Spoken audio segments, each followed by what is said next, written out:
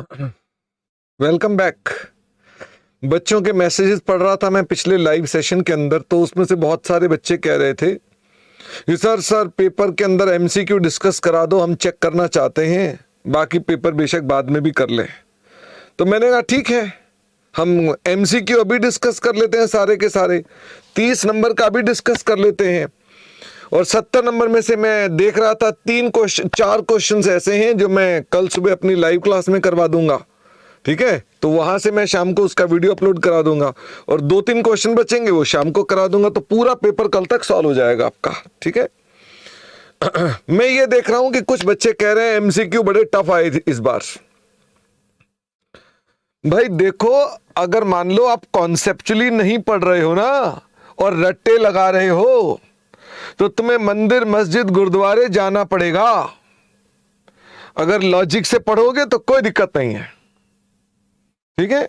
तो आपके सामने एमसीक्यू सॉल्व करेंगे, और जो गधा राम है उनका तो भाई अभी फिल्टर आउट हो जाएंगे। तो हम टाइम वेस्ट नहीं करेंगे, क्योंकि आपके पेपर होंगे, आई प्रोबेबली बिलीव लॉ का पेपर होगा, इसीलिए आप लोग दबाव डाल रहे थे एमसीक्यू करवाने के लिए। फिर भी एक ऑफिशियल डिस्क्लेमर कि आप अपना अपना लॉ का पेपर की तरफ ध्यान दें, इसको ना सॉल्व करें। फिर भी आप देखना चाहते हैं तो आप खुद समझदार हैं, ठीक है। तो ये आपके पास एमसीक्यू के पेपर्स हैं, जिसमें क्या लिखा हुआ है, जय limited submits the following statements. देखो मेरे बच्चों, क्या एमसीक्यू में कोई कैलकुलेशंस होती हैं? नहीं होती ना। तो चुपचाप क्वेश्चन को आप क्या करो, सबसे पहले आप आ जाओ एमसीक्यू नंबर 1 पे। तो मैंने क्या किया, देखो ऐसे सॉल्व करना है। सबसे पहले मैं किस पर आ गया, एमसीक्यू पर। और एमसीक्यू में मैंने देखा वो मांग क्या रहा है, फटाफट से बताओ वो मांग क्या रहा है। The balance of equity share capital after internal reconstruction. कहते हैं इंटरनल रिकंस्ट्रक्शन के बाद की शेयर कैपिटल चाहिए। ओके, तो आ जाओ मेरे साथ साथ। अब आप क्वेश्चन में देखो कि क्वेश्चन में क्या लिखा हुआ है। कहते हैं 31 मार्च को जय लिमिटेड का रिकंस्ट्रक्शन हो रहा है, इसका मतलब इंटरनल रिकंस्ट्रक्शन हो रहा है। और उसमें बताया गया कि 9% डिबेंचर्स को हम सेटल कर देंगे bye issuing them 15,000 equity shares of 10 each. यानी डिबेंचर्स को हम क्या दे देंगे, 15,000 share. Equity share holders will give up मतलब होता है छोड़ देंगे 40% of their capital in exchange for their allotment of 11% debentures of rupees 1 lakh। Balance of the P&L return of और इक्विटी शेयर्स नए इशू हो रहे हैं 1 लाख के। और इन एडिशन टू, अब ये और भी इस बातें बता रखी हैं कि इतना इंटरेस्ट मिला हुआ है, इतनी टैक्सेशन लायबिलिटी है, ये कोई डेटर थे जो कि दिवालिया हो गए हैं, उनसे कुछ पैसे 40% जो है उनके रिकवर हो गए हैं। डिविडेंड हमको इन्वेस्टमेंट पर मिला है और मशीनरी को बेच दिया है। अब भाई बारी आती है शेयर कैपिटल की ढूंढनी है इंटरनल। फटाफट से बताओ शेयर कैपिटल आपके पास ओरिजिनली कितने की थी, 5 लाख। तो आपकी शेयर कैपिटल कितने की है, 5 लाख। यहां लिख दूं मैं शेयर कैपिटल है 5 लाख। डिबेंचर्स को आपने 15,000 शेयर इश्यू कर दिए, तो हमारी कैपिटल कितनी बढ़ गई, 15,000 of rupees 10 each. Equity share holder छोड़ देंगे 40% ऑफ देयर कैपिटल, 5 लाख का 40% छोड़ देंगे, यानी माइनस हो गई। इन एक्सचेंज फॉर डिबेंचर, उसके डिबेंचर मिल जाएंगे। ये P&L है, नए इक्विटी शेयर इश्यू हो जाएंगे 1 लाख के। तो बताओ भाई कितनी आपकी कैपिटल हो जाएगी, फटाफट से बताओ। तो 5 लाख की कैपिटल पहले थी, प्लस 1,50,000 की कैपिटल और आ गई, माइनस 2 लाख की कैपिटल चली गई, प्लस 1 लाख की कैपिटल और आ गई। पहला आंसर आपका क्या होना चाहिए, 5.5 लाख। पहला आंसर है 5.5 लाख। ये आंसर जो मार्क कर रखे हैं स्टूडेंट ने मार्क कर रखे हैं, मैं मार्क अब कर रहा हूं। ये वाले आंसर को ना देखें, जो मैंने मार्क किया उसको देखें।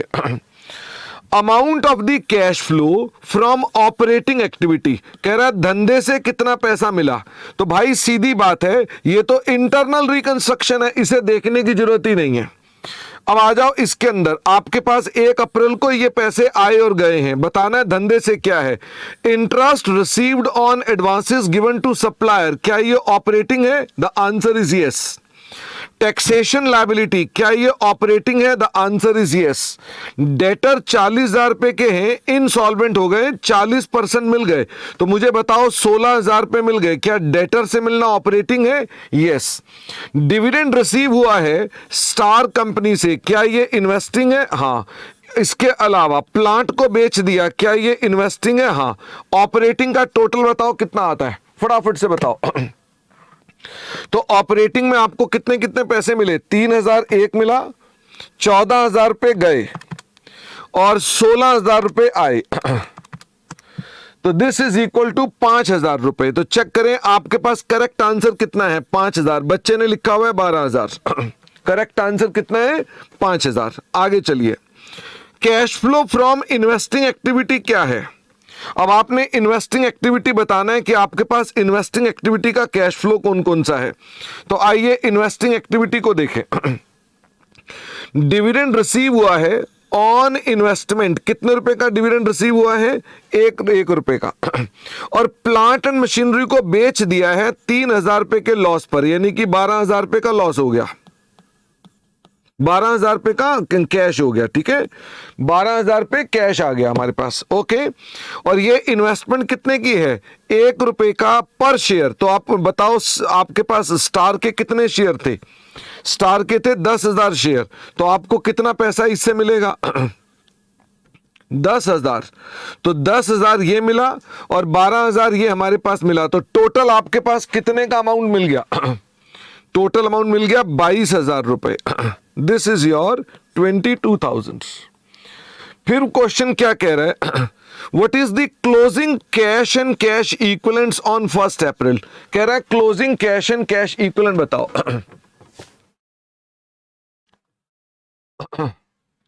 आओ जी, closing cash and cash equivalent देखें अब।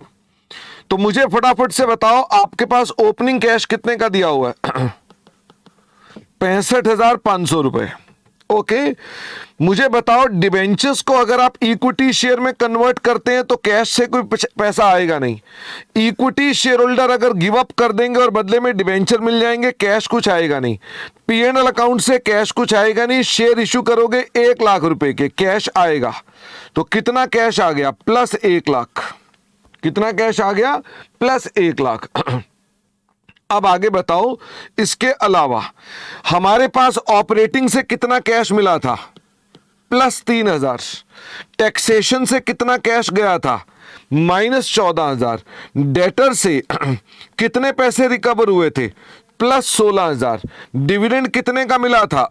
डिविडेंड मिला था 10,000। और प्रॉफिट ऑन सेल के बाद, लॉस ऑन सेल के बाद आपकी इन्वेस्टमेंट से कितने पैसे मिले थे? 12,000। तो मुझे बताओ जी, टोटल आपके पास 1,65,500 ऊपर था, 1,65,500 में प्लस कर दो 3,000 रुपए आपको और भी मिल गया, प्लस माइनस करना है 14,000 रुपए चले भी गए, प्लस 16,000 आपको डेटर ने भी दे दिए, प्लस 10,000 आपको डिविडेंड मिल गया, प्लस 12,000 आपने प्लांट बेचा, 192,500। तो कितने का क्लोजिंग कैश हो गया? 192,500। This is your correct answer. Fixed assets held for sale will be classified as current assets. आपका 10 नंबर का सवाल खत्म हो गया और हमें यह सवाल करने में कितने मिनट लगे हैं? 8 मिनट। ओके, तो 8 मिनट में आपका पहला क्वेश्चन खत्म हो गया। Case scenario number 2। चलिए, अब वो क्या कह रहे हैं? What is the carrying amount of investment? मैं देखो देख रहे हो, मैं पहले किस पर आ रहा हूं? मैं पहले अपने पास क्वेश्चन पे आ रहा हूं और फिर उसको देख रहा हूं। ठीक है। What is the carrying amount of investment as on this date as per AS 13 and suggest the account treatment for dividend received from P Limited? तो भाई सवाल में कहीं डिविडेंड मिला होगा, कह रहा है बताइए डिविडेंड का ट्रीटमेंट क्या होगा, और कैरिंग अमाउंट मांगा हुआ है 31 मार्च को इन्वेस्टमेंट का। तो आओ देखें क्वेश्चन में इन्वेस्टमेंट कहां पर है। विक्रम ने एक लोन लिया और लोन लेने के बाद वो क्वेश्चन क्या बोल रहा है? कह रहा है लोन लिया हमने और लोन लेकर हमने अपने पास इंटरेस्ट के ऊपर लिया और हमने अपने पास रॉ मटेरियल परचेज किया, इससे हमने रॉ मटेरियल खरीदा, उसकी रिप्लेसमेंट कॉस्ट इतनी इतनी है, लेबर चार्जेस इतने इतने हैं, उससे हमने इतने यूनिट बनाए। ओके, 1000 फिनिश गुड्स को प्रोड्यूस करने में हमारे पास रॉ मटेरियल लगा, for every unit of finish goods 2 units raw material लगा। एनआरवी कितनी है? 300। मुझे तो इन्वेस्टमेंट चाहिए। ऑल द फिनिश गुड्स, ये बेकार की बात है। देयर इज नो ओपनिंग, और ये भी बेकार की बात है। भाई इन्वेस्टमेंट को चेक करिए। विक्रम ने यूज किया है इतने का raw material to construct an asset, qualifying asset, labour charges pay कर रखे हैं और ये फिनस्टॉल है। इतना विक्रम ने यूज किया लोन टू इन्वेस्ट। लो भाई, काम की बात आ गई, इन्वेस्ट इन इक्विटी शेयर्स। तो मुझे फटाफट से बताइए, ही परचेज्ड 9000 शेयर फॉर 1 लाख। तो इन्वेस्टमेंट का कैरिंग अमाउंट कितना हो गया? इन्वेस्टमेंट का कैरिंग अमाउंट कितना हो गया? 1 लाख रुपए। जितना हमने खरीदा for rupees 1 lakh. P limited ने खरीदी थी 25 मार्च को, पी लिमिटेड ने डिविडेंड पे कर दिया 30 मार्च को फॉर द प्रीवियस ईयर। तो ये डिविडेंड हो गया प्री एक्विजिशन। कहां जाएगा? ये कॉस्ट में से कम होगा। 20% डिविडेंड। आपकी 9000 इन्वेस्टमेंट की कॉस्ट कितनी है? 90, सॉरी, उसकी आपकी फेस वैल्यू कितनी है? 90000। 90000 का 18000 आपको डिविडेंड मिल गया। कितने पैसे बच गए? 92000। इन्वेस्टमेंट की वैल्यू कितनी हो गई? 92000। तो मुझे बताओ, अगर आप इसमें देखें 92 नहीं, सॉरी, 82000। तो 82000 वाला कैरिंग अमाउंट आ ही एक में रहा है, आ ही एक में रहा है, बात खत्म। तो दूसरा पार्ट देखने की जरूरत ही नहीं है। And dividend is deducted. Okay, this is correct. B answer is your correct. What would be the value of closing stock of raw material X and finish goods on 31 March 2004। तो उसने मांगा closing stock बताओ raw material का, और finish goods भी बताओ। Okay, तो आओ जरा क्वेश्चन में पढ़ते हैं। हमारे पास क्लोजिंग स्टॉक के बारे में क्वेश्चन पूछा, दूसरा वाला। तो पढ़िए क्वेश्चन क्या कह रहा है। उसने कहा जी, अब मैं रॉ मटेरियल को देखूंगा। उसने खरीदे हैं रॉ मटेरियल, बताइए कितने यूनिट खरीदे हैं? 4000 यूनिट्स खरीदे हैं 125 में। फिर वो कहता है उसकी रिप्लेसमेंट प्राइस कितनी है? 100 रुपए। फटाफट से बताइए कॉस्ट कितनी है? उसकी कॉस्ट है 125 रुपए, और रिप्लेसमेंट प्राइस कितना है? रिप्लेसमेंट प्राइस है उसका 100 रुपए। और खरीदे कितने यूनिट्स हैं? 4000 यूनिट्स खरीदे हैं। ओके, आपने रॉ मटेरियल का स्टॉक बताना है। फिर वो कहता है हमारे labour and variable overheads incurred हुए हैं 1 लाख टू प्रोड्यूस 1000 यूनिट्स। तो मुझे बताओ 1 यूनिट के लिए कितना खर्चा हो गया? 1 यूनिट के लिए 100 रुपए का लेबर लग गई। ओके, 1000 फिनिश गुड्स हमने प्रोड्यूस किए हैं with the raw material. For every unit of the finish goods 2 units were consumed. मुझे फटाफट से बताओ 1000 को बनाने के लिए 2 यूनिट लगेंगे, तो कितने यूनिट कंज्यूम हो गए? 2000 यूनिट्स कंज्यूम हो गए। 1000 बनाने में 2000 यूनिट तो कंज्यूम हो गए। NRV of the finish goods is 300 रुपए। एनआरवी उसने बता दी है 300 रुपए। मुझे ये बताओ कॉस्ट कितनी होगी फिनिश गुड्स की? फिनिश गुड्स की कॉस्ट ढूंढनी है। 2 यूनिट लगते थे हर एक को बनाने में, 125 रुपए के 2 यूनिट लगते हैं, प्लस 100 रुपए की लेबर लगती है। तो हमारी कॉस्ट बनने में कितनी आती है? 350 रुपए। एनआरवी है 300 रुपए। अगर मान लो आपका फिनिश गुड्स घाटे में जा रहा है तो रॉ किस पर वैल्यू होगा? फटाफट से बताओ कॉन्सेप्ट। अगर आपका फिनिश गुड्स घाटे में जा रहा है तो रॉ किस पर वैल्यू होगा? रॉ लोअर पर वैल्यू होगा। इसका मतलब 100 रुपए पर वैल्यू होगा। कहता है there was no opening stock of raw and finish goods. Vikram ने 1500 यूनिट्स रॉ मटेरियल यूज कर लिया for constructing one asset, qualifying asset, और उस पर कुछ खर्चा भी कर डाला। क्या 1500 यूनिट और कम हो गए? तो मुझे बताओ आपके पास कितने यूनिट बच गए? क्लोजिंग स्टॉक में कितने यूनिट अभी तक बचे हुए हैं? 500, और 100 पर आपने वैल्यू करना है। और देख लो स्टॉक कहीं और तो कंज्यूम नहीं किया ना, बाकी तो इन्वेस्टमेंट थी। तो मुझे फटाफट से बताओ रॉ मटेरियल का स्टॉक कितना हो गया? रॉ मटेरियल का स्टॉक हो गया 50,000 रुपए। आगे मुझे फटाफट से बताइए वो हमें क्या बता रहा है जी इसके अंदर। एक बच्चा कह रहा है वो डिविडेंड 23-24 का पे हुआ है। हाँ तो मेरे बच्चे, आपने 25 मार्च को इन्वेस्टमेंट खरीदी है, अगर 25 मार्च को खरीदी है और खरीदते ही डिविडेंड मिल गया तो किस साल का डिविडेंड है? ये है तो प्रीवियस एक्विजिशन ना, प्री एक्विजिशन है। आपने 25 को खरीदी और आपको इसी साल का डिविडेंड मिल गया, आप आज शेयर खरीदते हैं और आपको आज ही डिविडेंड मिल जाता है, तो किसका है ये? इंटरिम भी हो तो है तो प्री एक्विजिशन। तो प्री एक्विजिशन कहां पर जाएगा? इन्वेस्टमेंट से कम होगा माधव। अच्छा, अब मुझे फटाफट से ये बताओ कि हमारे पास इसमें फिनिश गुड्स बताओ कितने बचे हुए हैं। तो उसने आपसे कहा था हमने कितने फिनिश गुड्स बनाए हैं? 1000, और इसकी एनआरवी कितनी है? 300 रुपए। तो एक ये हो गया 3 लाख रुपए। तो आपका फिनिश गुड्स कितने का हो गया? फिनिश गुड्स हो गया 3 लाख रुपए।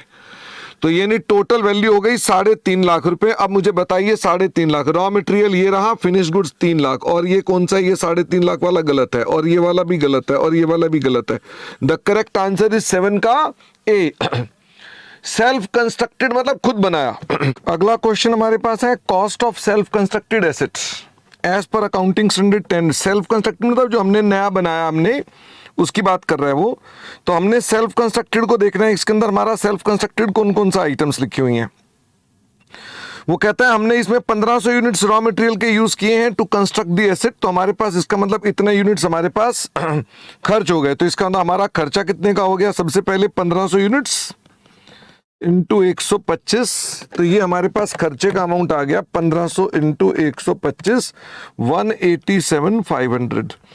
इसके अलावा हमारे पास और क्या खर्च हुआ है? As per AS 10 labour and overhead charges on the construction कितने की है? 90,000। तो लेबर का खर्चा भी ऐड कर दो, लेबर का खर्चा हो गया 90,000। प्लस इसके अलावा और कौन सा खर्चा बता रहा है? वो कह रहा है जी हमारे पास इसमें खर्च हो रहा है जी, कहाँ गया? 15,000 टू इंस्टॉल। तो 15,000 रुपये आ गया हमारे पास इंस्टॉलेशन के। ठीक है। और फिर इसके अलावा हमारे पास और कौन सी आइटम आ रही है? बस बाकी तो एक क्वालिफाइंग एसेट है, तो इसका ब्याज का अमाउंट देख लेते हैं कि इसका इंटरेस्ट का अमाउंट कितना हो जाएगा। तो टोटल इंटरेस्ट हमारे पास जो लगा, हमने 1 अगस्त को लोन लिया था। तो 1 अगस्त को लोन लिया था हमने, 1 अगस्त को लोन लिया हमने 6 लाख का 10%। तो टोटल ब्याज हो गया हमारे पास 6 लाख का 10%। 1 अगस्त यानी अगस्त सितंबर 8 महीने हो गए। तो आपका टोटल ब्याज जो लग गया वो कितना लग गया? 6 लाख इंटू 10%, 60,000 इंटू 8/12। तो टोटल खर्चा हो गया जी 40,000 रुपए का ब्याज का, मल्टीप्लाइड बाय। इसके अंदर उसने आपको आगे क्या बोला है? उसने आपको ये बोला है कि हमारे पास कहाँ है जी? रॉ मटेरियल 1500 रॉ मटेरियल लगा टू कंस्ट्रक्ट दी एसेट। तो और लेबर ओवरहेड चार्जेस ये हमने माना कि अलग होगा, क्योंकि हमने रॉ मटेरियल जो लोन लिया हुआ था, हमने लोन से क्या यूज किया था? हमने रॉ मटेरियल खरीदा था। तो रॉ मटेरियल के अंदर ही सिर्फ ये पैसा लगा होगा। तो इसका मतलब 1500, तो यानी कि आपका प्रो रटा अमाउंट कितना हो जाएगा? तो यानी कि आपने 187,500 यही खर्च किया है आउट ऑफ 6 lakhs। तो कितना अमाउंट हो गया? 6 lakh into 10% into 8/12 into 187,500 divided by 6 lakhs। ये आ गया 12,500। और कोई खर्चा जो हमने कैपिटलाइज करना हो वो चेक कर लें। इसके अलावा और तो उसने आपको इन्वेस्टमेंट इन इक्विटी बता रखी है। चलो तो टोटल खर्चा कितने का हो गया जो हम कैपिटलाइज कर देंगे? 187,500 plus 90,000 plus 15,000 plus 12,500 is equal to 3,05,000। तो करेक्ट आंसर क्या हो गया? 3,05,000। As per AS 16 what will be the amount of interest to be capitalised and the amount of interest charge to P&L account. तो interest capitalise तो हमने already निकाला हुआ है 12,500। तो या ये आंसर होगा या ये आंसर होगा। And the amount to be charge to P&L। तो एक बार देख लो, टोटल हमारा खर्चा था 40,000, उसमें से अगर 12,500 हमने हटा दिया तो कितना बच गया? 40,000 माइनस 12,500, 27,500। तो ये आपका आंसर करेक्ट हो गया। ये गलत हो गया, ये गलत हो गया। तो this is your correct answer. Scenario number 3 पे आ जाओ।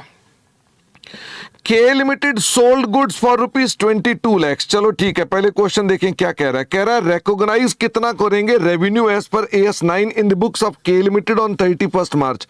रेवेन्यू पूछ रहा है कितना बुक होना चाहिए। K sold goods for ₹22 lakh to Ravi on 1st February, but at the request of buyer, these goods were delivered on 10 अप्रैल। क्या रेवेन्यू रिकॉर्ड कर सकते हैं? The answer is yes, revenue record कर सकते हैं। क्वेश्चन, अभी मैं एक काम करूंगा ना, पहले पूरा कर दूं, फिर उसके बाद आपकी क्वेरी देखता हूं क्या कह रहे हैं। K Limited also sold 2 lakh goods on approval basis on 1 January to Sheetal. Okay, इसका से रेवेन्यू तो रिकॉर्ड तब तक नहीं होगा ना जब तक अप्रूवल नहीं आ जाती है, उसका पीरियड नहीं हो जाता। द पीरियड इज 3 मंथ, तो 1 जनवरी से 31 मार्च तक 3 महीने हो जाएंगे। After which they were considered sold. Buyer sent disapproval for 25% of the goods and approval for 50% of the goods. भाई सीधी बात है, डिसअप्रूवल जिसकी हो गई वो सेल नहीं है, बाकी सारा तो सेल है। तो 2 लाख के अंदर 25% की सेल नहीं है, यानी कि हमारे पास 1.5 लाख की ये सेल हो गई और 22 लाख की ये सेल हो गई, तो टोटल सेल कितनी हो गई? 23,50,000। और तो नहीं है कोई पॉइंट। अगला तो लीगल एक्शन की बात चल रही है और उसके अगले पॉइंट में कोई डेटर की बात लिखी हुई है। तो मुझे बताओ 23,50,000। The correct answer is B. इसके अलावा what will be the treatment of legal cost and the claim for legal action commenced by Ravi Kumar in the books of K limited as on 31 March 20 as per AS9। तो books of के में बताओ रवि कुमार का कोई legal action चल रहा है? आओ देखें। Ravi Kumar has commenced a legal action against K Limited for supply of the faulty goods. The lawyers of K Limited have advised that it is not, ध्यान दें, it is not remote yet resources may be required to settle the claim। कह रहा जी हमको लगता है, remote तो नहीं है पर लगता है हमको पैसे देने पड़ सकते हैं। Legal cost to be incurred irrespective of the outcome is 45,000। वो कह रहा है 45,000 तो पक्का पक्का खर्च होगा, और वो आपको कह रहे हैं कि हमारे पास सेटलमेंट का अमाउंट कितने का है? 5 लाख। 5 लाख कह रहा है रिमोट नहीं है, हो सकता है। क्वेश्चन क्या कहना चाह रहा था? क्वेश्चन कहना चाह रहा है लीगल कॉस्ट जो 45,000 की है भाई, जो पक्का पक्का लगना है, क्या ये प्रोविजन है? तो क्रिएट प्रोविजन फॉर 45,000, इसमें आ रहा है क्रिएट प्रोविजन फॉर 45,000। और जो आपका लीगल एक्शन आपने कमेंस किया है वो आपकी कॉन्टिंजेंट लायबिलिटी हो गई 5 लाख तक। Correct answer is C. Okay, what is the treatment of insolvency of Sheetal in the books of K Limited on 31st March as per AS4। अब आओ जी, यहां कोई insolvency of Sheetal भी हो रही होगी। Sheetal company, a trade receivable of K, suffered a heavy loss due to an earthquake that occurred on 30 March। Okay, the loss was not covered by any insurance policy। In April, Sheetal became bankrupt। The balance due from Sheetal on 31st March is 75,000। मुझे ये बताओ, एक assumption लगानी पड़ेगी मुझको। क्या assumption लगानी पड़ेगी? कि अप्रैल तक हमारे अभी तक फाइनल अकाउंट्स क्या हैं, वो अभी तक अप्रूव नहीं हुए हैं। ओके, तो this event is adjusting event. अगर ये एडजस्टिंग इवेंट है क्योंकि 30 मार्च को आपको पता है कि हैवी लॉस हो चुका था, अगर 30 मार्च तक हैवी लॉस हो चुका था तो हमारे पास 75,000 के लॉस को एडजस्टिंग इवेंट बोलेंगे, तो हमें प्रोविजन कितनी बनानी चाहिए? वो कह रहा है 5% गलत है, 75,000 की प्रोविजन बनानी चाहिए। आओ शीतल के बारे में बात करें। वो कह रहा है एडजस्टिंग इवेंट है, full provision of 75,000 should be made. The answer is yes. ये एडजस्टिंग इवेंट है, प्रोविजन 37,500 गलत, नॉन एडजस्टिंग ये गलत, नॉन एडजस्टिंग गलत। तो इसका 12वें का आंसर क्या है? बी। हाँ, अब्दुल हकीम बोल रहे हैं आप हमारे को डिस्क्रिप्टिव पेपर भी सॉल्व करा देना। अब्दुल, मेरी ना कल सुबह क्लास है तो उसके अंदर मैं 4 क्वेश्चन करने ही वाला हूं, तो वो 4 क्वेश्चन भी मैं कल आपको यूट्यूब पर डलवा दूंगा 10-11 बजे तक, और 3-4 क्वेश्चन बचेंगे वो शाम तक डलवा दूंगा। ओके। पुनीत कह रहे हैं आपने AS13 में इंटरिम डिविडेंड को हमेशा पोस्ट में डालने को कहा था। पुनीत, आपने कंसोलिडेशन का भी चैप्टर पढ़ा था, आप ये कैसे कह सकते हैं कि AS13 के अंदर वो यहीं पे डिस्कशन कर रहा है? कोई भी शेयर खरीदते हो, खरीदते ही आपको डिविडेंड मिल रहा है, तो कौन सा है ये? प्री एक्विजिशन है ये। ओके। आगे चलते हैं। पी लिमिटेड, यही क्वेश्चन आएगा ना अब। P limited has 60% voting right in Q limited. अच्छा, ये क्वेश्चन ही अलग बना दिया उसने। Q limited has 20% voting right in R limited. तो एक हो गया पी, एक हो गया क्यू। पी के पास 60% शेयर्स हैं इन क्यू लिमिटेड और क्यू के पास 20% शेयर्स हैं in R Limited. P Limited directly enjoys voting rights of 14%, कहता है इसके पास भी 14% शेयर्स हैं। R Limited is a listed company and regularly supplies goods to P Limited, कहता है आर का और पी का आपस में ट्रांजैक्शन हो रही है। The management of R has not disclose the relationship with P. R ने पी के साथ रिलेशन डिस्क्लोज नहीं कर रखा। क्वेश्चन है, while preparing the financial statements of P which entities would you disclose as related parties. तो P के लिए रिलेटेड पार्टीज कौन कौन है? तो पी के लिए क्यू भी रिलेटेड पार्टी है और पी के लिए आर भी रिलेटेड पार्टी है, क्योंकि उसके पास 14% शेयर है डायरेक्टली और 20% शेयर्स हैं उसके पास इनडायरेक्टली। तो क्या इसमें सिग्निफिकेंट इन्फ्लुएंस अराइज हो गया? The answer is yes. तो आप अपने पास पैरा लगाते थे, इसका पैरा 3B, उसके तहत correct answer is Q and R Limited. Okay. A machinery was given on lease by a dealer of the machinery for equal annual lease rental. ध्यान दें, उसने लिख दिया equal lease rentals to yield a 20% profit margin on cost of the machinery. कहता है जो machinery की cost है उसके ऊपर 20% का प्रॉफिट चाहिए, which is ₹3 lakhs. तो मुझे फटाफट से बताओ, अगर 3 लाख की मशीनरी है तो उसको प्रॉफिट कितना चाहिए? 20%, उसको 3,60,000 रुपए चाहिए इस मशीनरी से।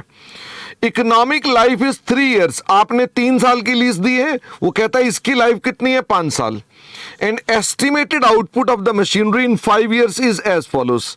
तो मुझे फटाफट से बताओ इसकी टोटल आउटपुट कितनी निकलने वाली है? 50,000 plus 40,000 plus 85,000 plus 60,000 plus 65,000, total output निकलने वाली है 3 लाख। यानी कि आप 3 लाख आउटपुट यूज करेंगे।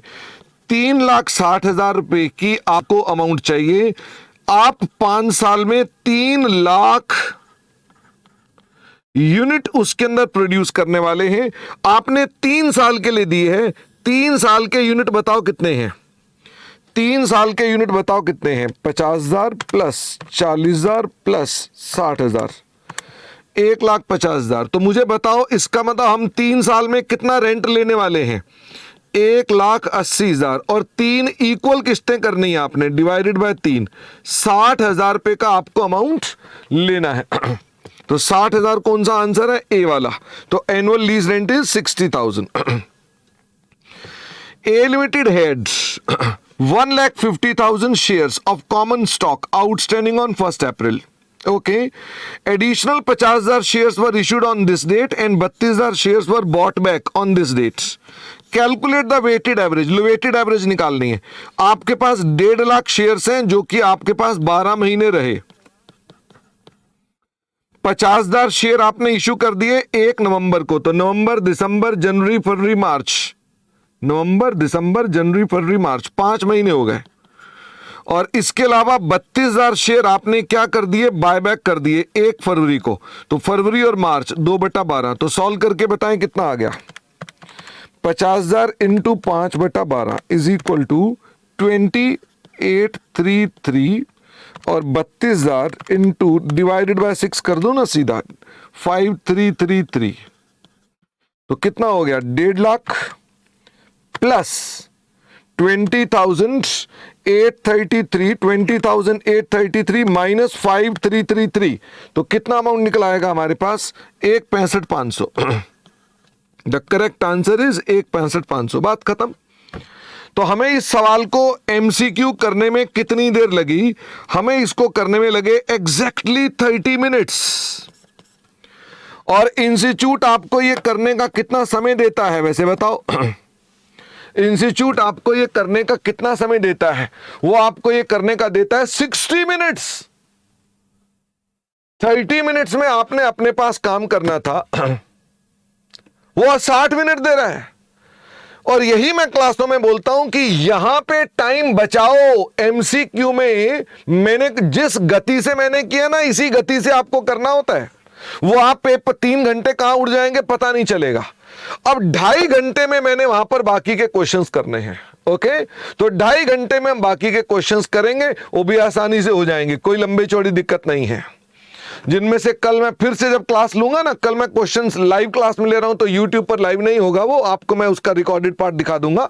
तो मैं वहां पर भी जो लूंगा तो आप देखिएगा कि वो भी हमारे पास विद इन टाइम फ्रेम होगा क्वेश्चन, विद इन 3 आवर। जो बच्चे भी कहते हैं पेपर लंबा था, वो गलत कहते हैं। बहुत लंबा नहीं था, हाँ हल्का फुल्का, जिनकी प्रैक्टिस बहुत ज्यादा नहीं थी उनको लंबा लग सकता था। या जो कह रहे थे, एक बच्चे का मैं देख रहा था, मैं नाम भूल गया उसका, शेख हुसैन ऐसा कोई नाम है, उसका कमेंट है यूट्यूब पर। ये मैं इसलिए कराया, वो हुसैन साहब क्या लिख रहे हैं, मैं कह रहे हैं paper was easy, what a joke. Joke तो तुम बन गए। क्या मुश्किल था एमसीक्यू में? अभी आप बाकी भी देखना, ना पढ़ते हुए हर चीज ही तुमने लाइफ का जोक बना रखा है मिस्टर हुसैन। तुमने अपनी लाइफ का जोक बना रखा है। यह जीवन बार बार नहीं मिलेगा, करिए कुछ, अभी करिए। और अगर आप इस बार पेपर नहीं लिख रहे थे या लिखा और ठीक नहीं हुआ और आपको लगता नहीं दिक्कत वाली बात है, तो पेपर पूरे होने के बाद अगर वाकई दिक्कत की बात है तो जनवरी की तैयारी करो, अच्छे से अच्छे नंबरों से पास हो, अपने माता पिता का नाम रोशन करो मिस्टर हुसैन। ओके, चलिए, इसके अलावा राम बाबू क्वेश्चन नंबर 12, वैसे आप YouTube पर ये वीडियो बार बार डाउनलोड करके देख सकते हैं। 12वें का बी वाला आंसर है, 12th का बी वाला आंसर है। अब ये YouTube वीडियो बार बार देखो, कोई दिक्कत थोड़ी ना है उसके अंदर। ओके, तो बस मैंने आपको ये आंसर दे दिए। तो क्योंकि बहुत सारे बच्चे कह रहे थे सर एमसीक्यू चेक करा दो खाली, क्योंकि हमारा एग्जाम है लॉ का, तो हम आज ही करना चाहते हैं, तो वो कर लिया। बाकी के पेपर तो आप हम लोग क्लास में करते रहेंगे, और वो भी आपको शाम तक पूरा पेपर सॉल्व होके मिल जाएगा, कोई चिंता की बात नहीं है। Okay, thank you very much, stay blessed, hard work करो, यही जीवन है। अपने माता पिता का नाम रोशन करो, अपना नाम रोशन करो, खुश रहो, बाय बाय।